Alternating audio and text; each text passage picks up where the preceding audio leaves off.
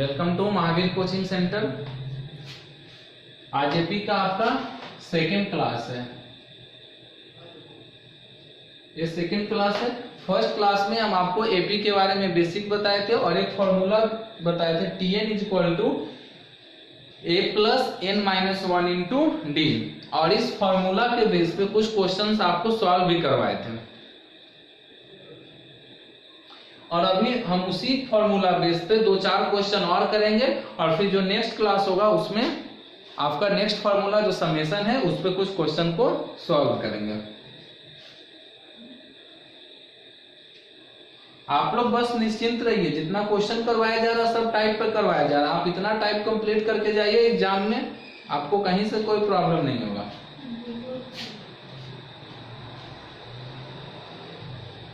हाँ, मुझे याद है आपका एक क्वेश्चन जो होमवर्क दिए थे, आप लोग उसका आंसर तो भेजे नहीं है अभी तक कमेंट बॉक्स में। 1-2 को छोड़ के कोई नहीं भेजा है। सभी लोग बनाइए, हम उसको सॉल्व करवाएंगे। पहले 2 क्वेश्चन करवा लेते हैं, उसके बाद उस क्वेश्चन को भी आज करवाएंगे। चलिए सॉल्व करते हैं इसको। क्वेश्चन नंबर फर्स्ट, अगर सीरीज से हम लोग चलते हैं तो इसके पहले 5 क्वेश्चन हो चुका है ना, तो क्वेश्चन नंबर कौन सा हो जाएगा? 6 हो जाएगा और ये हो जाएगा 7 हो जाएगा। 6 नंबर क्वेश्चन है, how many 2 digit number are divisible by 3। Very very important question है, VVI। How many 2 digit number are divisible by 3। तो पहले 2 डिजिट नंबर स्टार्ट कहां से होता है? तो 2 डिजिट नंबर आपका 10 से स्टार्ट होता है ना, 10, 11, 12 और लास्ट कहां तक करता है? एंड 99 से, क्योंकि 99 के बाद जो जस्ट नंबर है 100 3 डिजिट्स का है। तो 2 डिजिट नंबर 10 से स्टार्ट होता है और 99 तक है। तो आपसे पूछा जा रहा है कि इस तरह का कितना 2 डिजिट नंबर है। तो आप तो ऐसे काउंट करके बता दीजिएगा कि सर टोटल 1 से 100 होता है, 100 में से 9 इधर सब्ट्रैक्ट कर लेंगे, उधर सब्ट्रैक्ट कर लेंगे, तो जो बचा आंसर हो गया 90। लेकिन आपको एपी के फॉर्मूला का यूज करके बताना है। आप ऐसे इसको बना दीजिएगा तो एमसीक्यू रहेगा, तो चलिए ठीक है, आपका 1 नंबर मिल जाएगा। लेकिन अगर 2 मार्क्स का एक क्वेश्चन भी 2 मार्क्स का है, आपको अगर 2 मार्क्स का क्वेश्चन पूछ दे सब्जेक्टिव में तो आपको सॉल्व करना पड़ेगा। तो आइए इसी फॉर्मूला का यूज करते हैं। Tn is equal to a plus n minus 1 into d. Tn 99, last term को यहां रखेंगे। a प्लस a का मतलब फर्स्ट टर्म, तो फर्स्ट टर्म कितना है बताइए? 10, n माइनस 1, n तो फाइंड करना है और d कितना है? तो 11 से 10 जाएगा 1। 10 से 11 सब्ट्रैक्ट मत कीजिएगा, बार बार बोल रहे हैं, सेकेंड टर्म से फर्स्ट टर्म को सब्ट्रैक्ट करना है। 99 a प्लस 10 इधर आएगा तो माइनस 10, n माइनस 1 इंटू 1 89 और n माइनस 1 में 1 से मल्टीप्लाई होगा, n माइनस 1 ही रहेगा, माइनस 1 इधर आके प्लस 1 हो जाएगा, यानी n इज इक्वल टू 90। तो टोटल नंबर ऑफ टर्म्स कितना है? 90। यानी आपसे पूछेगा कि टोटल 2 डिजिट्स नंबर कितने हैं, तो आंसर क्या बोलिएगा? टोटल 19 नंबर जो है वो 2 डिजिट्स नंबर है। आया सबको समझ में? सेकेंड क्वेश्चन हम लोग करेंगे, यानी question number 7।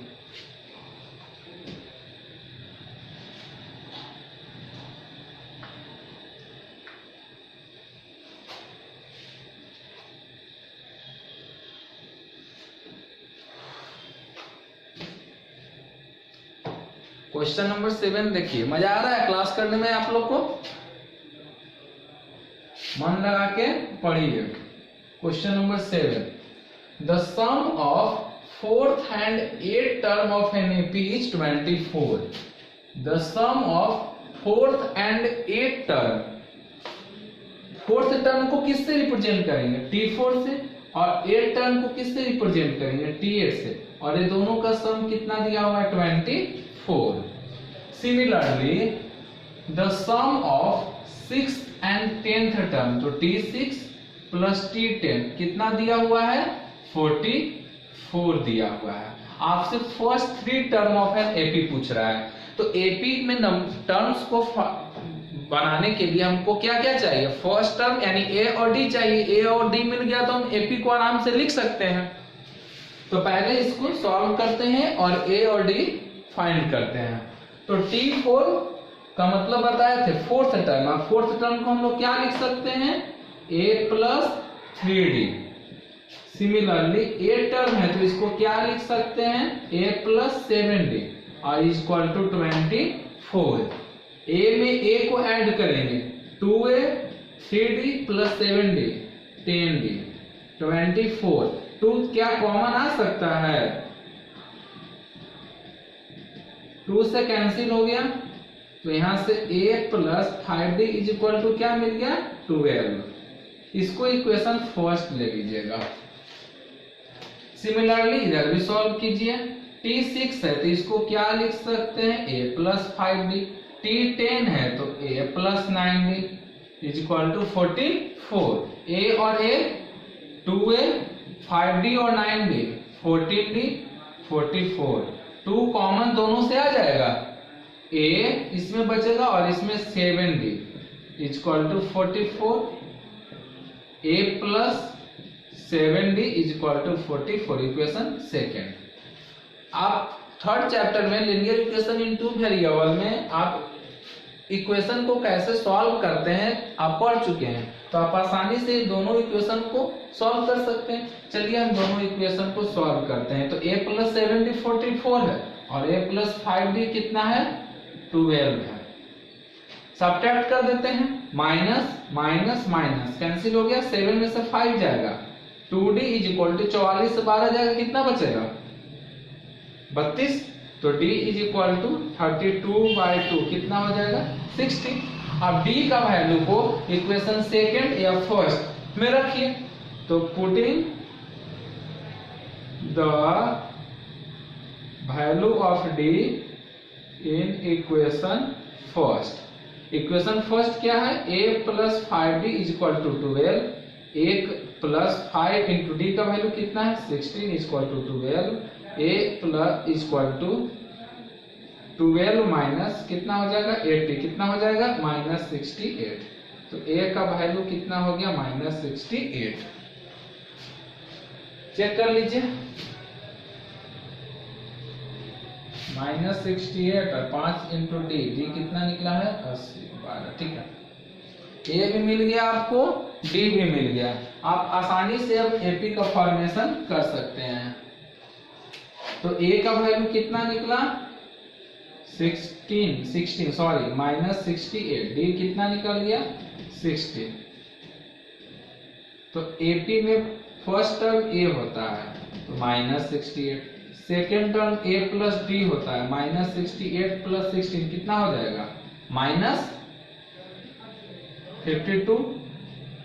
Third term a plus 2d तो -68 प्लस 2 इंटू 60 तो कितना हो जाएगा -68 प्लस 32 -36 हो जाएगा। यानी आपका जो गिवन एपी होगा -68 -52 -36 dot dot dot.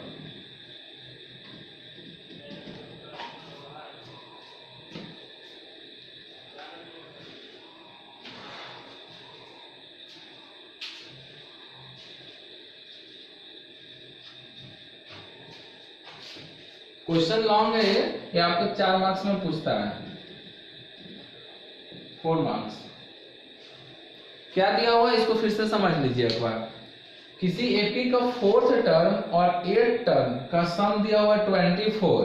Fourth term को हम a प्लस 3d लिख सकते हैं, 8th टर्म को a प्लस 7d लिख सकते हैं इक्वल टू 24। a और a को ऐड करेंगे 2a, 3d और 7d को ऐड करेंगे 10d equal to 24। 2 both side से कॉमन आ जाएगा, या डायरेक्ट आप समझिए कि दोनों से 2 कॉमन आ गया।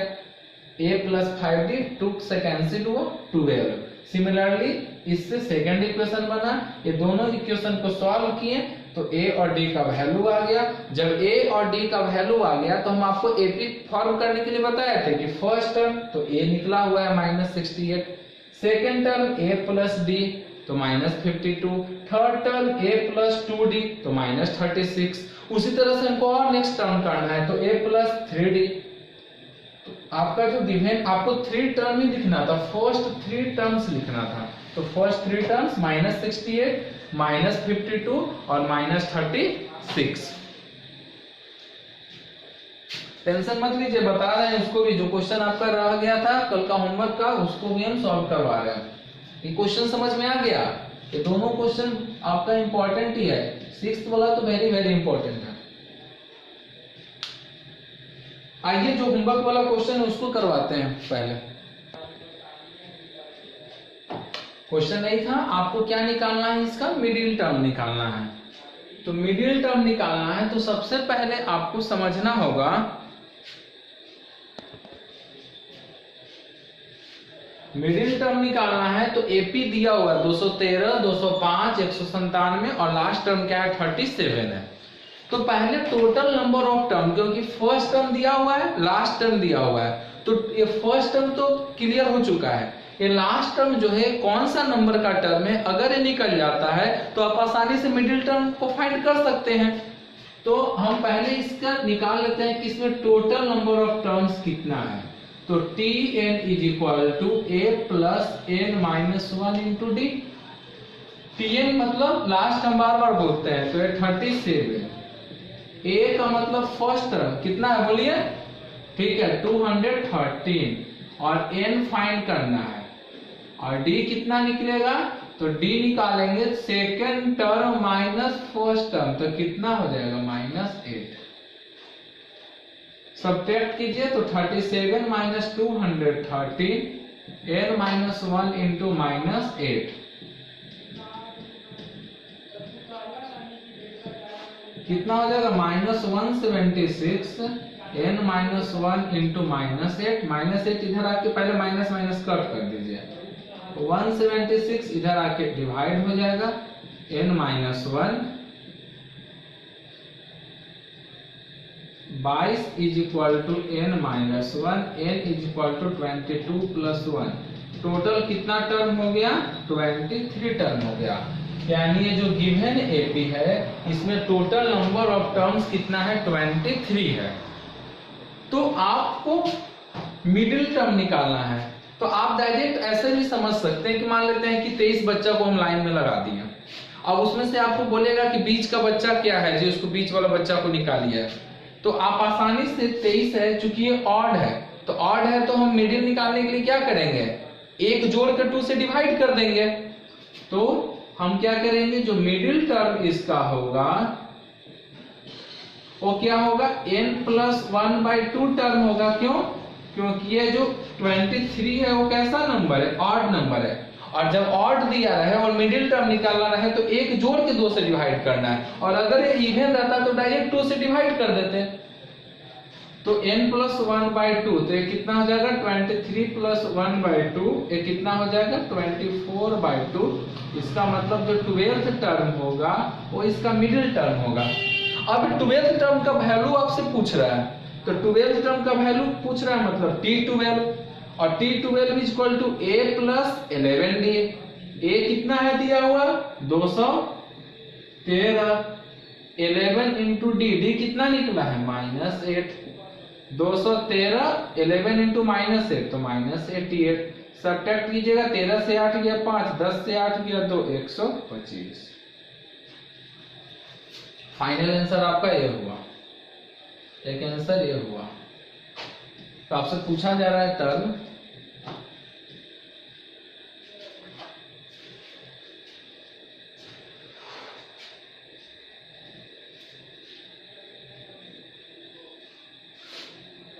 आया समझ में सभी को।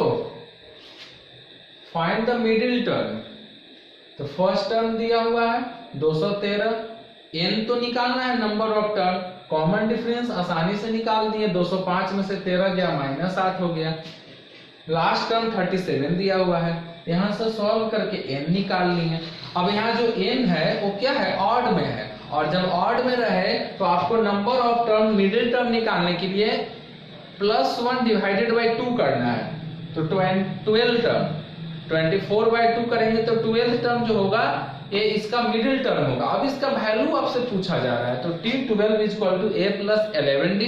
ए का वैल्यू गिवन एपी से plus 11 into D minus 8 D का वैल्यू 125 आंसर हुआ। आइए एक क्वेश्चन हम लोग और करेंगे, इसके बाद जो सेकंड फॉर्मूला है उस पे हम लोग कुछ क्वेश्चन करेंगे। पहले इस पे टीएन जो ए फॉर्मूला है TN is equal to A plus N minus 1 into D, इससे आखिरी एक क्वेश्चन और कर लेते हैं। नेक्स्ट क्वेश्चन देखिएगा, if the number x plus 3 2x plus 1 and x minus 7 are in AP. ये जो नंबर है वो एपी में दिया हुआ है, आपसे पूछ रहा find the value of x।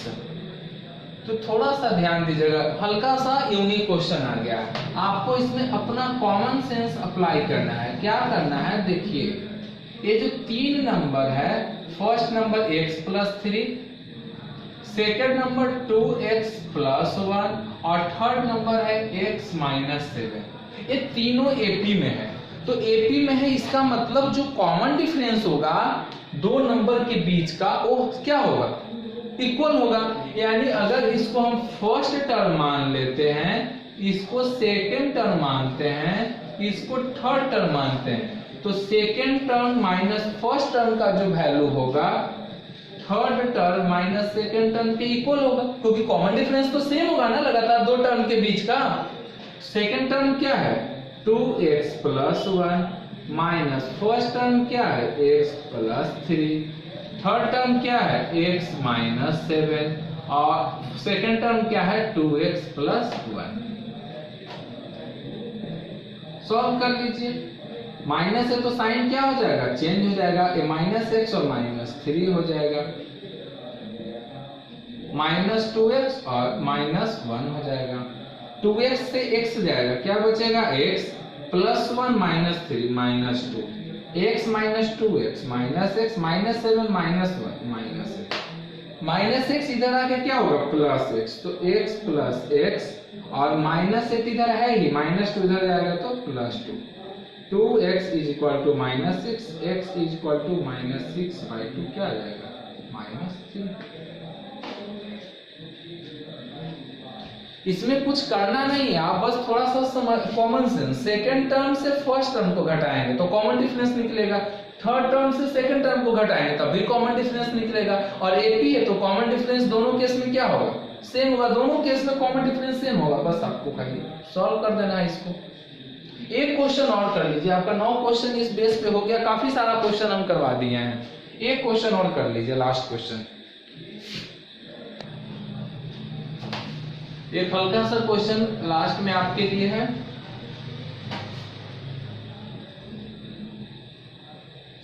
इसको सॉल्व करके बस जल्दी से आंसर बताइए, हल्का सा क्वेश्चन है आपके लिए। For an AP, for है for an AP, if T25 minus T20 यानी 25th टर्म और 20 टर्म का डिफरेंस दिया हुआ है, आपसे वैल्यू ऑफ D पूछ रहा है। क्या दिया हुआ है T25 माइनस T20 कितना दिया हुआ है 45 दिया हुआ है। चलिए T थोड़ा सा ऐसे लिखते हैं, अब t का मतलब बताए थे कि tn यानी nth टर्म, तो 25th टर्म दिया हो तो हम इसको क्या लिख सकते हैं a प्लस 24d, इसको क्या लिख सकते हैं a प्लस 19d, और a कितना हो गया 45, a plus 24d minus a minus 19d, sign change होगा तो दोनों पॉजिटिव, बाहर में आएगा दोनों निगेटिव, a और a कट जाएगा, एक प्लस और एक माइनस में है, 24d माइनस 19d रह गया, इक्वल टू 45, 24 से 19 सब्ट्रैक्ट होगा 5d equal to 45, d is equal to 45/5।